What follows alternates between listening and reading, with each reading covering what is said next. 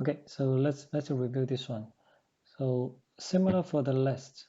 So we use the follow item in data structure, either in list or in dictionary, right? So however, so dictionary, we have a key and the value. A pair of item, a pair together as a one item, right?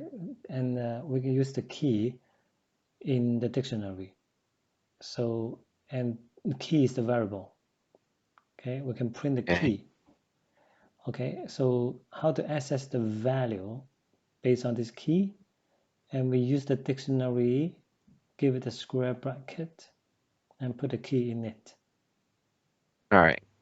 Okay, so okay, the format, yeah, we can use this one to print now, right?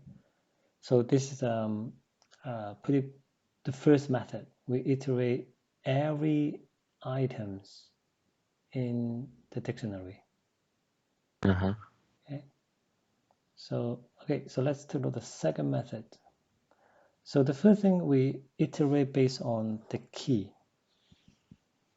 Okay. The second method, we iterate based on the value. All right. Okay. So we use the dictionary, the car underscore dictionary dot values. Give it a bracket. So we use this method, and then we then iterate by the value. Mm-hmm. Okay. However, so this one, we don't know the key. Okay. Yeah. Yeah, because we can, based on the key, we can access the value. However, based on the value, we cannot access the key.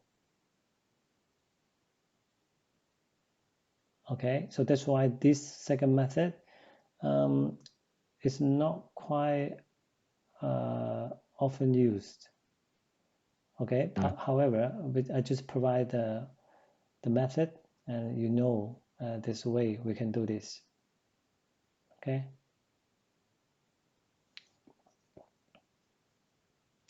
Okay, also take a look at the third method.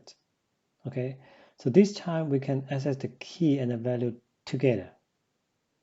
Okay, for the key, comma, value in the car dictionary dot items.